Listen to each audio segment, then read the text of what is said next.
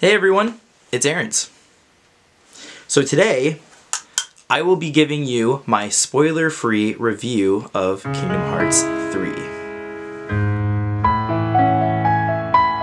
So before we get started, I wanted to let you all know that I am back home for a while and I will be doing a couple more Kingdom Hearts videos before I go back onto another trip. But I basically went social media black, as you recall in my previous video. Link is in the description. And now I am back online. But in the meantime, I stayed at a cabin and I went snowboarding for a couple of days, and now I'm back home. Hence the beanie and the... Anyway, so as you guys know, I bought the deluxe edition of Kingdom Hearts 3, of course, way back when you could first pre-order it. And I also was one of the lucky few to get the Kingdom Hearts 3 PlayStation 4 Pro. So, again, I apologize to anyone who was not able to get their hands on one of the PlayStations. It's like one of those bittersweet things where I was all excited that I was privileged enough to get my hands on one, but then I learned that not everybody did. And if you were one of those people whose orders were canceled, I am very, very sorry. If it were up to me, clearly that wouldn't have been a thing, but wow, it sucks. That being said, did I like Kingdom Hearts 3? So this review is a spoiler-free review. I will be posting a spoiler-filled review sometime this week or next week, depending on how much time I have to get things done. So this review, there are going to be 5 parts to the review. So I'm going to be picking out 5 features from Kingdom Hearts 3 and I will be rating it on a scale of 1 to 5. And then at the end, out of 25, you know what the final score is. So these 5 categories, the first one is the performance, like the gameplay, all that kind of junk. The second one is graphics, the cinematography, how the game looks. The third one are the mini-games. Were they fun? Were they exciting? Did they add value to the game? The fourth one is the replayability. Obviously the ability to go, back and replay the game. And the final one is the music and the tonality and the score and the background sounds. So basically anything sound related. So I'm going to start with performance. This game plays really well.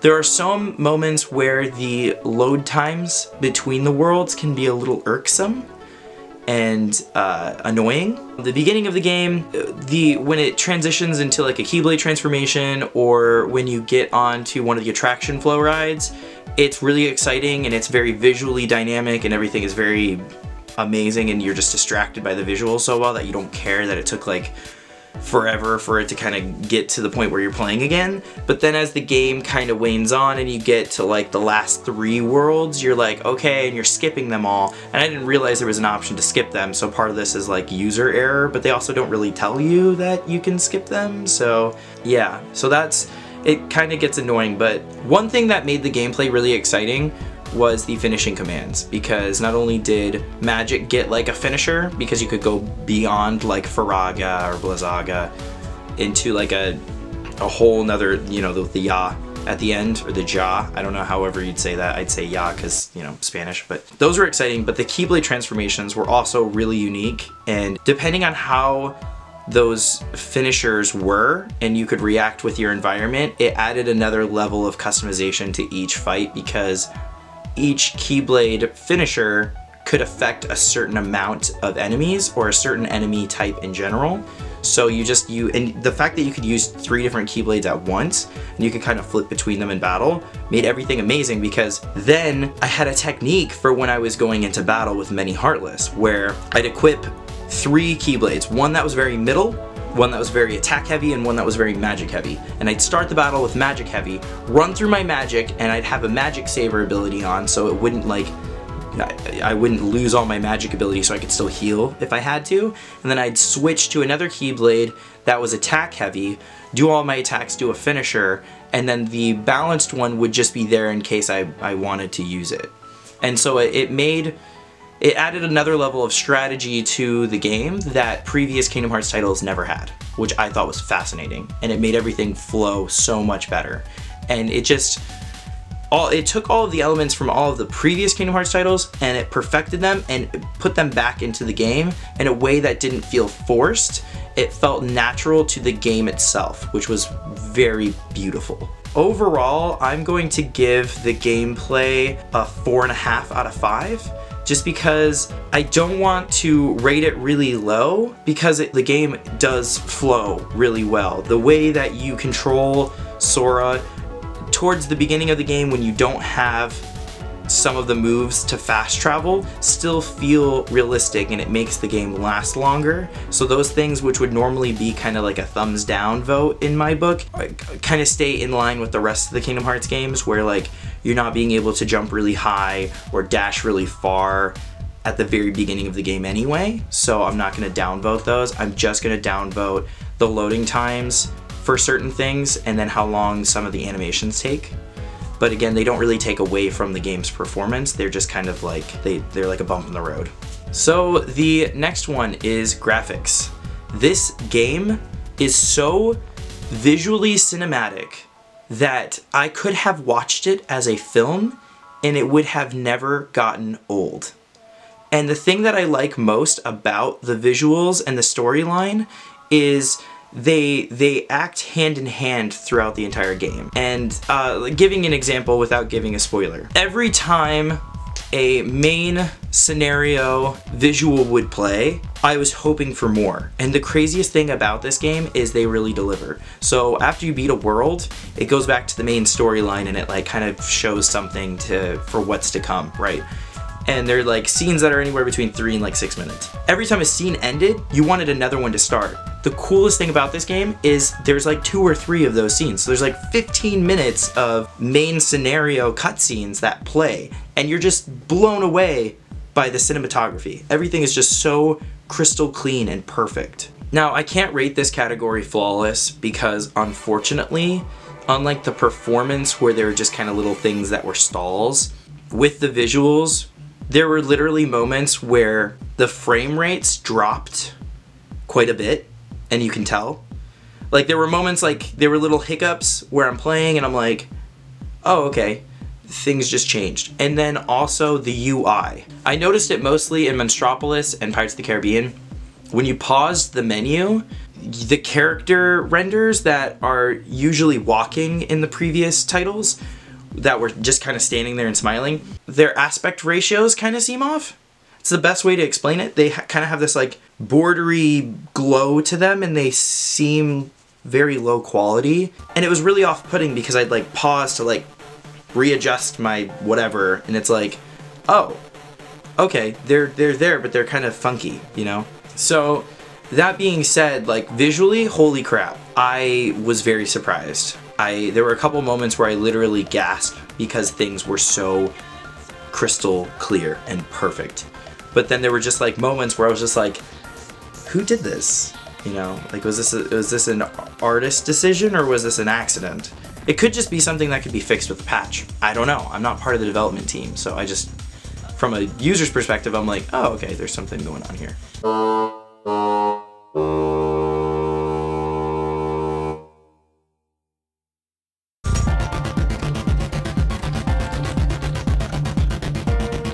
So the third thing we're going to talk about are the mini games.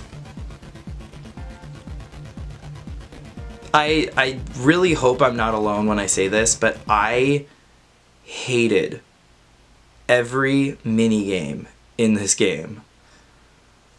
The Winnie the Pooh mini games were fun because they were kind of like mobile games, like you play like puzzle games on your phone, and that's kind of how it was, but all 3 of the Winnie the Pooh mini games were exactly the same, and it made it to where by the time I was doing the 3rd one I was like, come on! And cooking, like when you're cooking with Little Chef, I was really excited about it, but it was really hard to get the hang of each one of the modes for the cooking, because each cooking has a mode. Like there's like your salt and your peppering, or you're cracking an egg. And they're all mechanics that you're utilizing a certain feature of your controller to execute, which was fascinating at first, and it was really difficult, and it actually pissed me off quite a bit, to the point where I like literally wanted to throw my controller.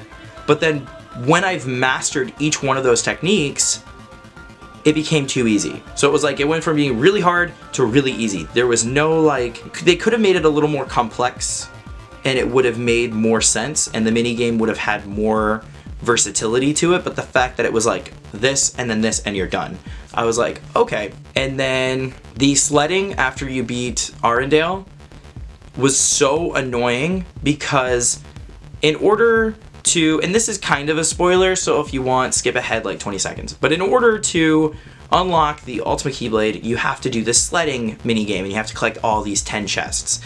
And being able to maneuver that thing and figure out what all the 10 chests were was so frustrating. I think I played that thing like 100 times. And I hated it. I absolutely hated it. Back to the spoiler-free zone. Sorry about that.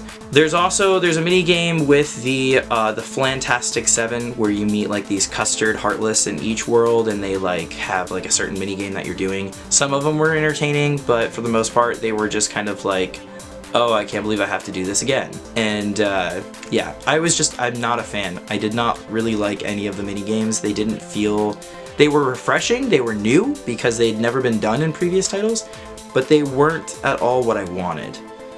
And I'm not normally a fan of mini games anyway, so like I'm maybe a little too biased to even review the mini games. I just wanted to include them because the game has a way of kind of making you do them. And I guess like the gummy ship mechanics are a mini game as well, and those were kind of hard to get into because the way that they set it up, I didn't realize that in order to propel your ship you had to like hit R1 and then you did it again to turn your thrusters off. So I'm like boosting my entire way to try and get to the place, and then I'm shooting like the bosses. And then at the end, of course, you have to do these missions for you know what, and so I had to like get used to them and master them, and then I went around the planets to try and get like the experience points bubble so I could experience level my gummy ship and add more features to it so that way I can buff it up and beat these bosses. And it just like, parts of it were entertaining, which is what a mini game should be, but then parts of it were like frustrating because especially with the final boss of all of the gummy ship missions, it was aggravating. I had to redo it like 6 times. Like I failed more in the mini games than the actual gameplay. So all in all, on the mini games front, I am gonna say 3 out of 5. And the reason for that is because the way that they are offered to you, they're refreshing. And when you first play them, you're like, oh, this is interesting because it's new. But then by the time you're playing them like 16 times, you're kind of over it. So 3 out of 5. So what I was just talking about with the missions, the mini games being harder than the actual game, goes into my next point, replayability. Yes, I absolutely believe that Kingdom Hearts 3 is a replayable game. In fact, the second I finished it, I wanted to go back and replay it. And that sounds insane. But one of the reasons why this is a complicated matter is because in previous Kingdom Hearts games, they incentivized you to replay the game by giving you critical mode when you beat the game on Proud. Which I beat the game, I annihilated the game on Proud. I maybe died 5 times, maybe. And besides the mini games, those like kicked my ass. But I died like 5 times, I blew through it. The final battles, I know they're not supposed to be super hard because they've never been super hard in past Kingdom Hearts titles, but they were very easy. I didn't find it off-putting at all because I'm a very seasoned Kingdom Hearts player. I've probably played each title probably like 10 times. So the fact that I annihilated this game on Proud was no surprise to me. However, the fact that there is no critical mode, or there isn't one as of this review, or me filming this review, is very off-putting. I was very disappointed when I beat the game and it didn't say, you've unlocked critical mode. And again, like, I didn't look up whether or not there'd be a critical mode because I didn't want to be spoiled, and people put spoilers on everything. Which is why I didn't look up a guide for any little thing that I did because I was worried about ruining the entire game for myself. So with the replayability front, I will give it a 4.5 right now. Because yes, I'm gonna go and replay it like a million times. That's no brainer. It's such a fluid game that it's kind of hard not to say I'm gonna replay this. But until they add critical mode, they're not getting a 5 out of 5 from me. But it does It does have a great deal amount of replayability because there are a lot of details that you definitely miss the first time through because they crammed a lot into this game. And it's not overwhelming, it's the perfect amount of detail at the right amount of time. It's just by the time you finish the game, you're like, you know, it took me 4 solid days of playing to finish it completely. And I'd love to go back and take my time to really digest all of that information. So with all of that said, my final point is the music and the sound. This game has the best soundtrack out of any Kingdom Hearts game because it incorporates all of the themes from all of the past Kingdom Hearts games into this game, which adds to the impact on the story. And the reason why I'm not reviewing the story in this 5-point review is because every ounce of the story is a spoiler.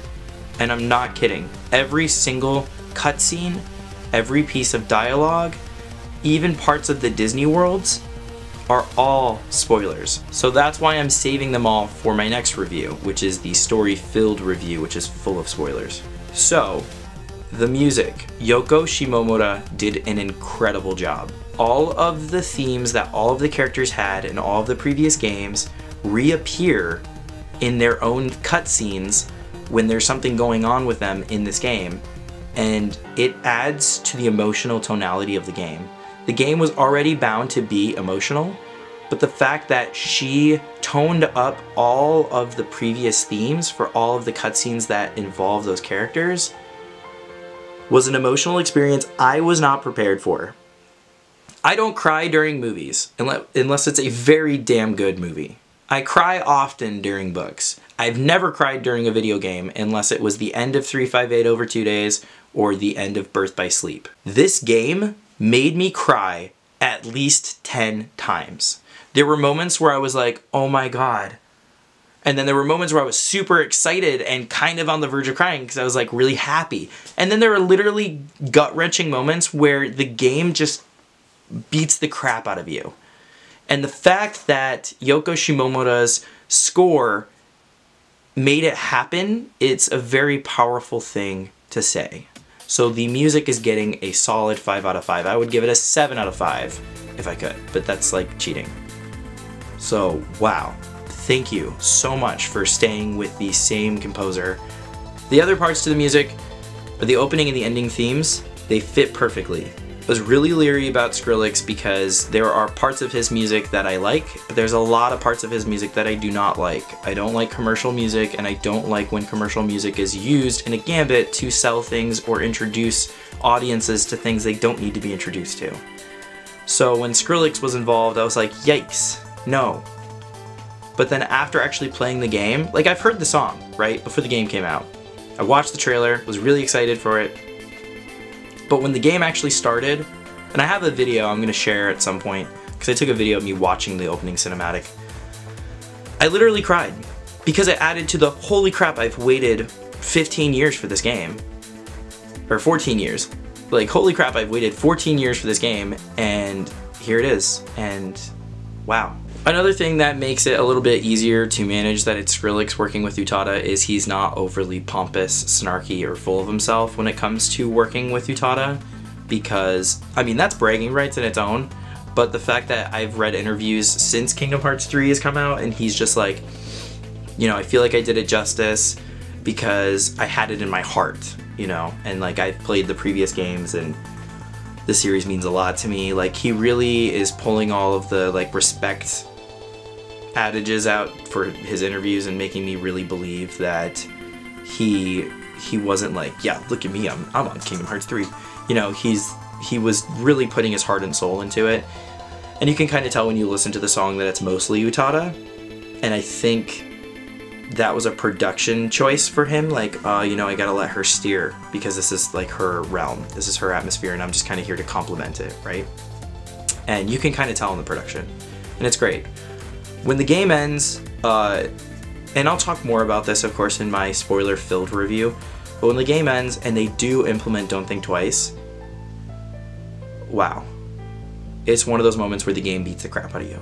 And when the piano starts, you're just like, oh my god, this is it. It's over. And it's like you're crying because the game's over, but you're also crying because of what's going on the screen and like there's just like many different things happening at once, and the song complements that feeling so perfectly. So they did a good job in picking that one.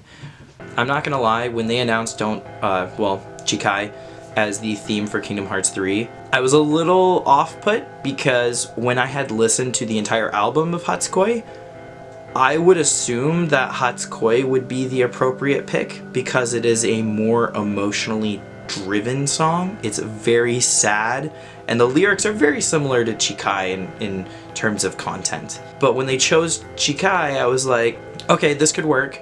And then when I had watched it in the end, I don't think I could ever really picture now Hatsukoi being the theme for Kingdom Hearts 3. And I can see why they didn't choose it. Utada was probably like, Hatsukoi is my namesake for my album, and you know, it means a lot to her because Hatsukoi means first love, and her first CD was First Love, but it had an English title.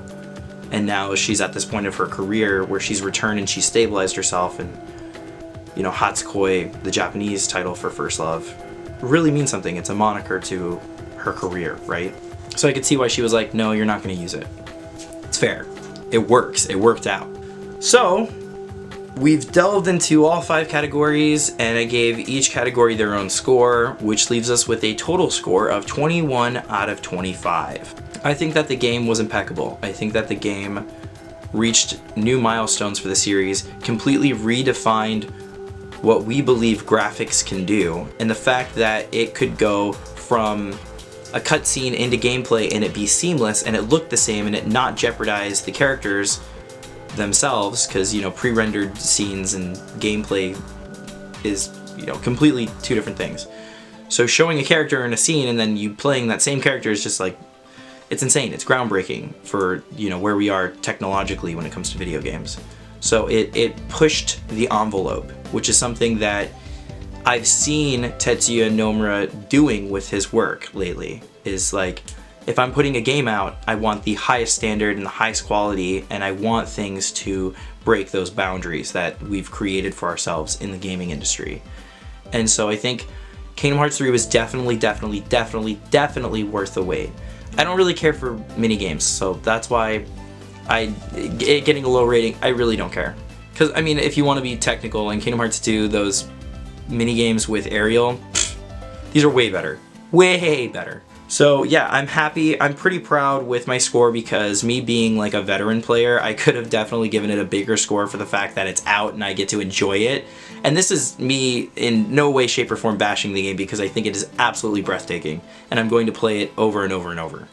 But, you know, I'm pretty proud with the fact that I gave it a fair score and I was decisive with the way that I rated it. That being said, what are your favorite parts of the game? What do you think I misjudged with my rating? Was I fair? Leave it in the comments below. If you liked this video, go ahead and hit that thumbs up. If you are new here, hit subscribe for more and ring that bell for notifications when I go live and when I upload more videos. In the future, I've got a playthrough of Kingdom Hearts 3. I am going to be doing a cutscene-free playthrough, and I'm going to turn it into a challenge. I am going to use EXP 0 and see how far I get, and every time I die, I'm going to be doing something ridiculous. So look forward to that in the future. Thank you so much for watching, guys. I hope you guys take care.